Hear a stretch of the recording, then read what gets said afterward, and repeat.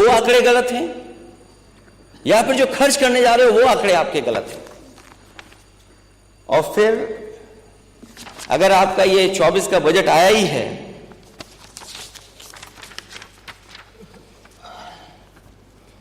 तो मैंने पहले भी कहा, फिर कहता हूं मैं, यूपी का बजट चाहे 7 करोड़ का हो या 8 लाख करोड़ का हो, सवाल यही रहेगा कि 90% जनता के लिए उसमें क्या है।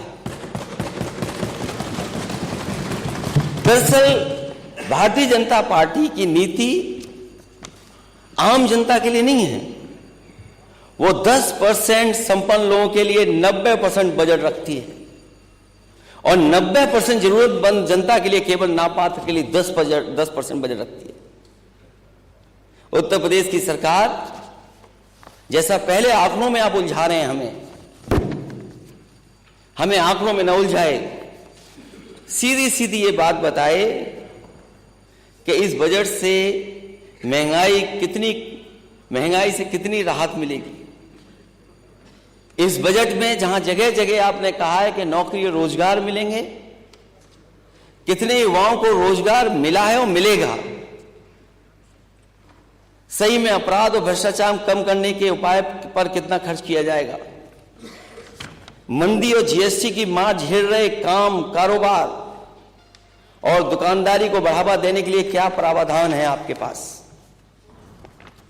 और क्या इस बजट में किसान की बोरी की चोरी रुकेगी या नहीं, फसल का सही दाम व किसानों की आय दोगुनी होगी या नहीं।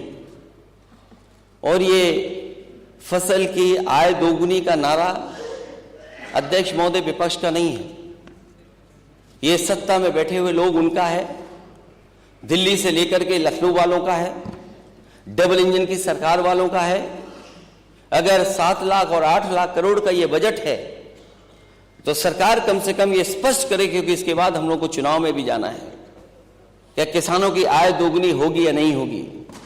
मजदूर श्रमिकों के मेहनत की सही कीमत इस बजट से मिलेगी या नहीं मिलेगी। कर्मचारियों को पुरानी पेंशन मिलेगी या नहीं मिलेगी। अच्छी दवाई, अच्छी पढ़ाई के लिए कितना आवंटन है। और यह भी सच है कि अभी तक जितने भी बिजली के कारखाने लगाए गए थे वो अभी पूरी क्षमता पर नहीं चल पा रहे हैं, और जो प्लांट लग भी रहे थे, अगर वो आज लग गए होते तो उत्तर प्रदेश को सरप्लस बिजली होती, सस्ती बिजली होती।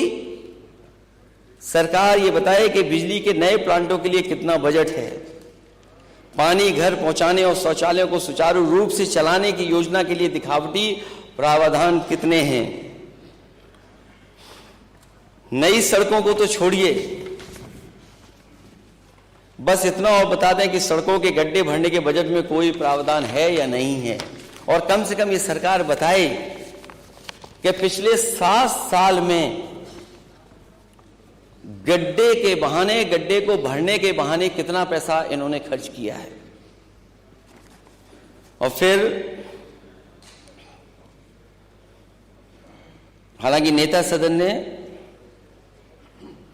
वो 2 लाइनें तो सुन ली होंगी, बड़ा हुआ तो क्या हुआ जैसे पेड़ खजूर,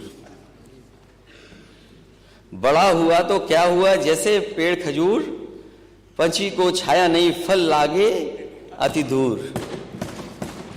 तो जब आप बजट इतना बड़ा दिखा रहे हैं, वो जमीन पे क्या दिख रहा है, जमीन पर कितना पहुंचा है। और झूठे दावों के दिखावटी प्रचार के लिए आपकी भाजपा सरकार ने कितना प्रावधान दिया है, कृपया इसकी मोटी फाइल जनता के सामने अलग से रखने का भी काम करें। क्योंकि आप $1 ट्रिलियन की इकोनॉमी का सपना देख रहे हैं, और अध्यक्ष जी दिल्ली से जो खबर आती है वो $5 लाख ट्रिलियन इकोनॉमी का सपना दिखाया जाता है। और कई माननीय सदस्य इस बात को कहते हैं, और खासकर भारतीय जनता पार्टी के लोग,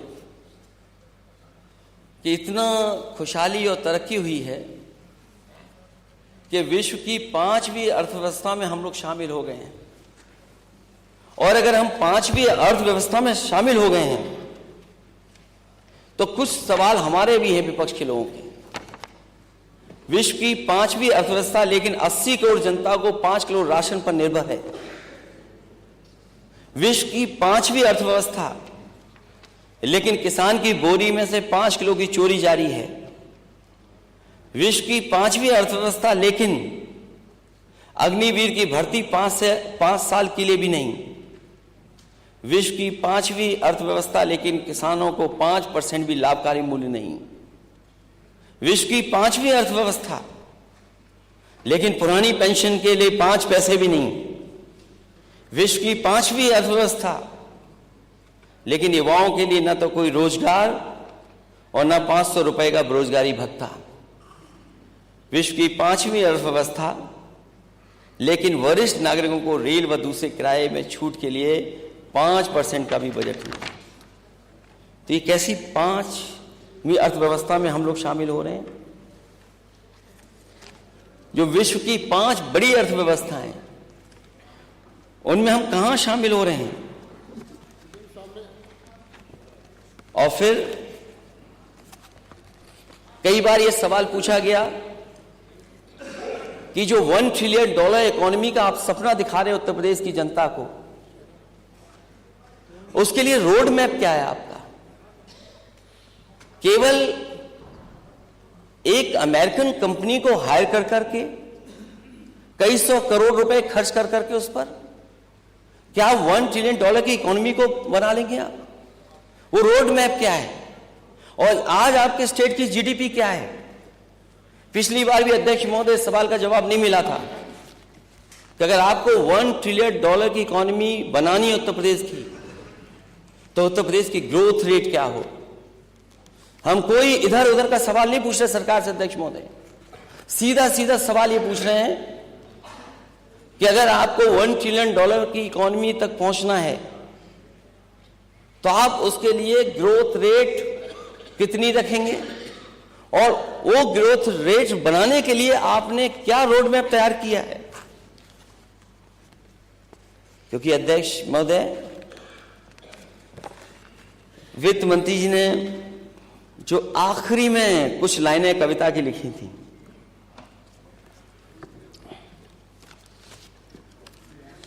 जो आखिरी में कुछ कविताओं की लाइन लिखी थी, वो समाजवादियों की कविता थी। मुझे समझ में नहीं आता अध्यक्ष महोदय, इतने बड़े बजट में समाजवादियों की कविता कैसे आ गई? और अध्यक्ष महोदय, यह बात हमारे वित्त मंत्री ज्यादा स्पष्ट कर देंगे, क्योंकि अपने शेयर तो वो कम रखते हैं, दूसरों के शेयर ज्यादा पड़ते हैं।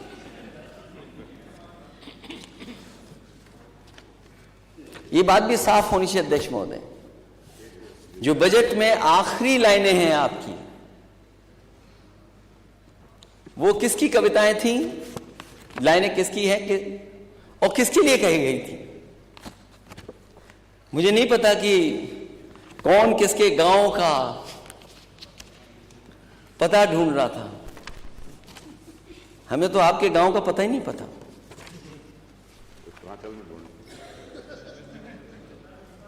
किसी के नाम से मशहूर होकर गांव चलता है, हमें तो आपके गांव का नाम ही नहीं पता। क्या वजह है? मैं जानता हूं किसके लिए थी ये कविता। ये बात तो आप भी जान गए हो, ये बात तो आप भी जान गए। आप जान गए, मैं जान गया, आपके माननीय सदस्य शायद न जान पाए हों। उन्हीं की, जिनकी वो 4 लाइनें इन्होंने पढ़ी हैं, उन्हीं से मैं फिर लाइन मांग के ले आ गया। यहां कुछ और कहता है, वहां कुछ और कहता है, हकीकत कुछ है, लेकिन दास्तां कुछ और कहता है।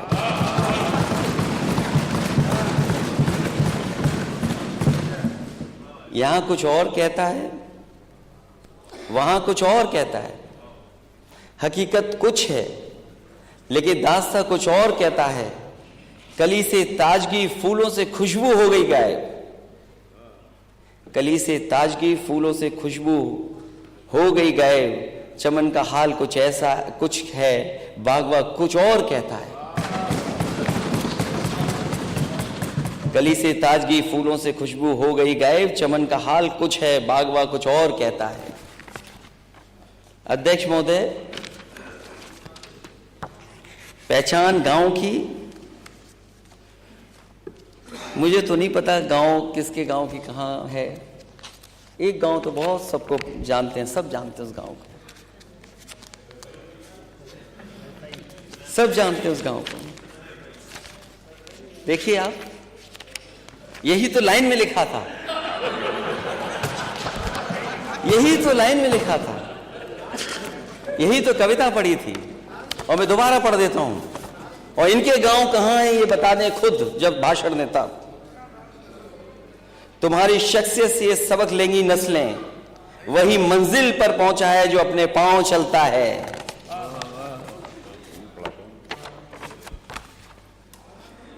डुबा देते हैं कोई नाम तक भी खानदानों का।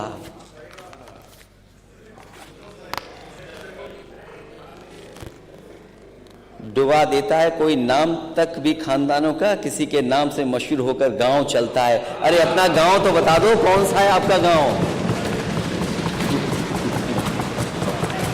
अपना गांव तो बता दो।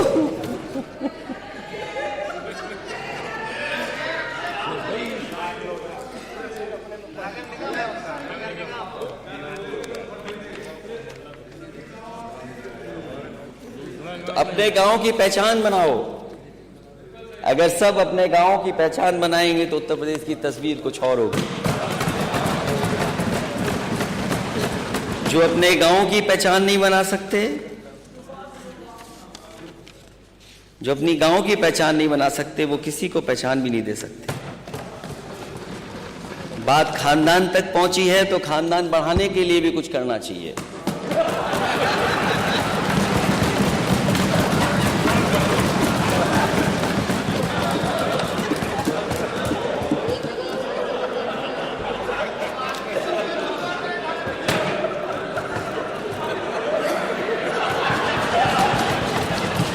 अब तो बात पहुंच गई कहां पहुंचनी थी।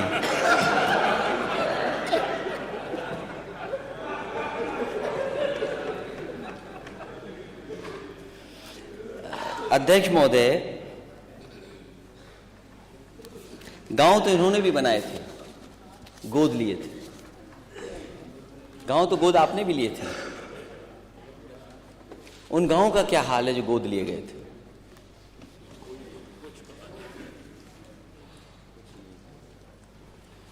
अब तो आपके वहां पांव नहीं पड़ते जिन गांव को आपने गोद लिया।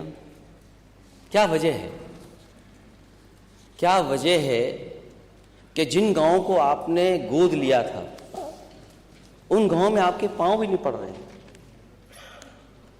तो सोचो, अपने गोद लिए हुए गांव का ये हाल है।